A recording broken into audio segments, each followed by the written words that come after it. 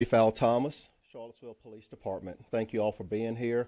Thank you for giving us an opportunity to meet with you and answer questions. I do have some prepared remarks, and following the prepared statements, I would like to take time to answer questions that you may have as well. Before I begin, on behalf of every member of the Charlottesville Police Department, I want to take a moment to send our deepest condolences to the families of the 3 Virginia residents who lost their lives Saturday. As you know, Charlottesville resident Heather Heyer was struck down by a vehicle while exercising her peaceful right to speech. The city stated earlier that while it will never make up for the loss of a member of our community, we will pursue charges against the driver of the vehicle that caused her death and are confident justice will prevail. The Virginia State Police Lieutenant Cullen and Trooper Pilot Bates were working with the Charlottesville Police Department this past weekend to protect our community. These men also gave their lives in the line of duty, and our gratitude to them cannot be overstated. Their loss is a loss for us all, and we mourn with their families and colleagues. We are working with the Heyer family to ensure that the safety of vigils and other memorials that are planned for this week are safe. We plan to keep the 4th Street crossover closed until further notice, as there are thousands of flowers lining the street, and that is the location of the crash site. We are also establishing a hotline for any victims or witnesses to contact local authorities and provide information that may not have been reported during the weekend.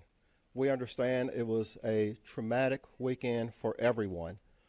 We are still receiving reports of assaults and additional crimes, and we're working with our state and local partners to investigate thoroughly any criminal or civil rights violations that may have occurred this past weekend that have not yet been reported. Throughout the entire weekend, the Virginia State Police, Charlottesville Police Department intervened to break up fights and altercations among those in attendance at the rally site. This began on Friday night and continued through Sunday. The city tracked approximately 250 calls for service on Saturday alone. In many of the conflicts, individuals would strike and then disappear back in the crowd. State police medics rendered aid to approximately 36 injured individuals on Saturday, including several of the traffic crash victims on Water Street. The early morning hours on Saturday, Virginia State Police and Charlottesville Police were positioned in and around and across the street from Emancipation Park in order to readily observe and monitor the actions of the crowds and respond as quickly as possible when emergencies arose. There were also state and local police on foot patrols and at road closures at various locations throughout the parks, so we could respond to emergencies occurring beyond the immediate area of Emancipation Park. Law enforcement were staged at McIntyre Park as well. You can see we had a very large footprint during this entire endeavor. Around 10 o'clock, the Unite the Right attendees began arriving and entering Emancipation Park. We had a plan to bring them in at the rear of the park. They had agreed to cooperate with the plan. Unfortunately, they did not follow the plan. They began entering at different locations in and around the park, and we had to quickly alter our plans to help facilitate that process. Other groups also began amassing along the street and in the park. Gradually, the crowd sizes increased along with aggressiveness and hostility of attendees towards one another. Shortly before 11 a.m., individuals in the crowd began throwing objects and spraying chemical agents into the crowd. The city and county then made a declaration of local emergency. The crowd size became increasingly violent with mutually engaged combatants, with one-on-one attacks following. An unlawful assembly was declared, and the state police troopers began to safely move individuals out of the park and through the streets. Charlottesville police officers were originally on site in their everyday uniform. We were again hoping that the members of the alt-right rally would cooperate with our safety plan of ingress and egress. Once the violence began to erupt, we transitioned our officers into their protective equipment. We proceeded with an organized response to ensure that we could safely restore order in and around the park. No tear gas was deployed on Saturday by any law enforcement officers. There were a few instances where the Virginia State Police deployed OC, or better known as pepper spray, on those individuals refusing to comply with the unlawful assembly declaration to leave Emancipation Park. And I would like to take a moment and open the floor to questions if you have any. Why was the last crossway open? Chief, last month you handled the KKK story. Is it true on September 12th that they're planning, if they haven't already said, that there are going to be multiple rallies, Richmond, Lexington, and here September 12th? I'm not sure that information is credible, but yes, we have heard those rumors as well. No one has contacted us directly concerning other demonstrations in and around the state. Why was the 4th Street crossing open before 2 p.m.? It was supposed to be closed till 7. I'm not sure whether or not the 4th Street crossing was open. I don't have the action plan with me currently, but I am certain that the action plan called for this street to be closed. Have you established a motive for the car strike suspect?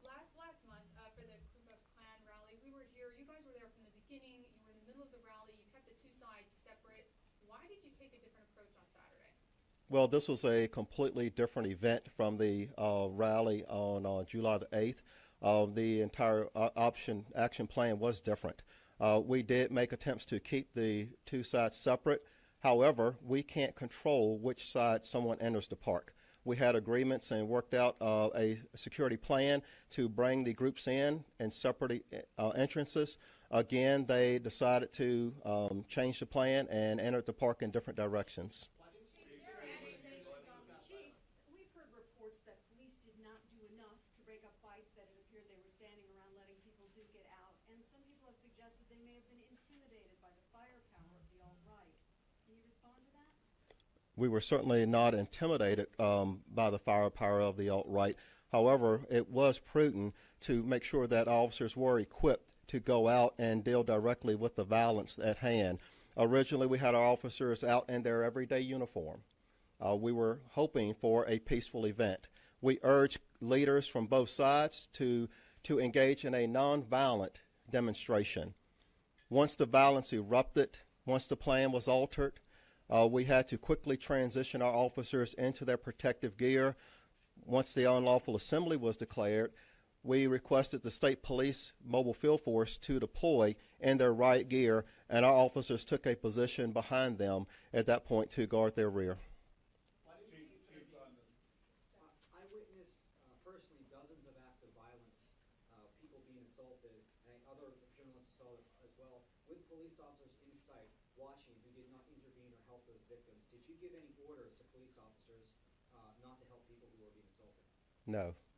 Why did you intervene, though? At the point that it turned violent, why didn't you guys clear the streets completely? Why allow any protesters at that point to remain on the streets? We did clear the park, and once the crowds were dispersed, they went to many locations throughout the city. At that time, we had to actually send our forces to multiple locations to deal with a number of disturbances in and around the downtown area. It took probably an hour to gain control of the streets. We had groups that were moving constantly. We were following a number of groups, ensuring that they were being peaceful. But it was a challenge. It was certainly a challenge. We were spread thin once the groups dispersed. Was there a decision to just end it, though? Was there at any point a decision or thought process to say, this might not be a good idea to let these people continue to march around the streets, knowing that these two sides were so agitated at that point? Yes, we have to focus on behavior and criminal activity, not just citizens walking in our streets. Chief, Chief, this didn't end well. Do you have any regrets, and do you wish you would have come more prepared, so to speak? In other words, you knew what was coming. You met with them, you had a plan, you talked it out. Do you regret not having your officers better prepared and in their proper gear earlier so they could have acted sooner? Absolutely, I have regrets. And what are your regrets? We lost 3 lives this weekend. I certainly have regrets. We lost 3 lives this weekend, a local citizen and 2 fellow officers. We certainly have regrets. It was a tragic, tragic Chief, this is weekend. from your department. Do you regret your actions and your decisions that day? I explained what our regrets are. We regret this tragic day. We regret that we had a tragic outcome and we lost lives. Chief, do you believe that, hi Chief, do you believe that one side was more responsible than another for instigating the violence? This was an alt-right rally. Do you believe that they're the ones who instigated the rally, the fighting? We did have mutually combative individuals in the crowd. We tried to be patient. We tried to give the individuals in the crowd who wanted to leave, we wanted to make sure that they were able to leave safely. We facilitated that process. We had a number of individuals who chose to remain and cause violence, cause disturbances in our community. Thank you. We have heard from the senior law enforcement source in another county whose officers were here that in a briefing conducted here for law enforcement, either Friday night or Saturday morning, the officers were instructed to make no arrest without the explicit approval of the Charlottesville mayor. Our law enforcement source said that he was outraged by the instruction. Did you or the mayor or anyone on the mayor's staff instruct law enforcement not to make an arrest unless approved by the mayor? No, and I'd like to know who that officer is who allegedly made those remarks. That is simply not true. Folks, thank you so much for your time. Sir, can I just ask one last question? Will